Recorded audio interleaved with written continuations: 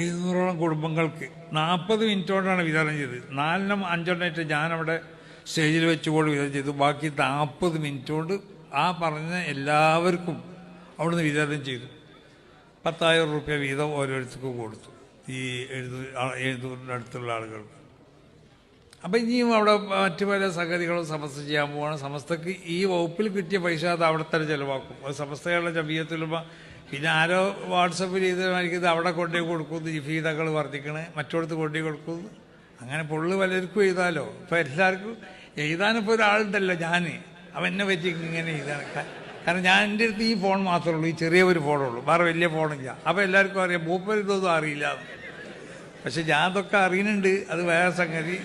ഇതിനെതിരിൽ എനിക്ക് പണിയെടുക്കാൻ അറിയാത്തത് കൊണ്ടല്ല, ഞാൻ അതിനൊന്നും ചെയ്യണില്ല. ഏതിനെ ശംസുലമോ അറിയില്ലുണ്ട്, പറയണവനൊക്കെ പറയട്ടെ, അവൻ്റെ വല്ല നന്മയുണ്ടെങ്കിൽ എനിക്ക് കിട്ടിക്കോളുന്നു, മൂപ്പർക്ക് കിട്ടിക്കോളുന്നു.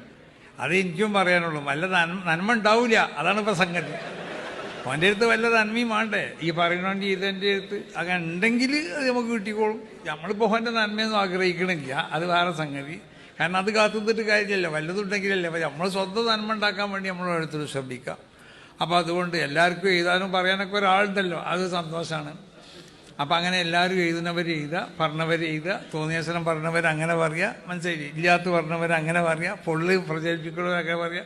ഒക്കെ ആരെ പറ്റിയെന്ന് വെച്ചാൽ ജിഫിരി മുത്തുപോയതങ്ങൾ, ജിഫിരി മുത്തുപോയതങ്ങൾ. ഞാൻ ഇപ്പം എന്ത് ചെയ്തു വെച്ചാൽ ഒരു തെറ്റ് ചെയ്തിട്ടില്ല. സമസ്തൻ്റെ പ്രസിഡൻ്റായിരുന്നു, അത് ചോദിച്ചു വാങ്ങിയതുമല്ല, എല്ലാവരും കൂടി ആക്കിപ്പോയതാണ്, മനസ്സിലായില്ലേ. അപ്പം അല്ലാതെ ഒരു തെറ്റ് ഞാൻ ചെയ്തിട്ടില്ല. എന്തൊക്കെ ആവട്ടെ. അപ്പോൾ അതുകൊണ്ടിട്ട് അള്ളാഹു സുബ്ഹാനഹു വ തആല എല്ലാ ഷെറിന്ന് നമ്മളൊക്കെ കാത്തു രക്ഷിക്കണം, അത്രേ നമുക്ക് പറയാനുള്ളൂ.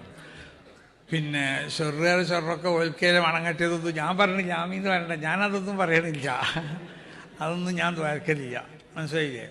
അപ്പോൾ എനിക്ക് പിന്നെ എല്ലാ ചെറുപടി വന്നാലും ഇന്ന് മരിച്ചല്ലേ ഉണ്ടാവുള്ളൂ.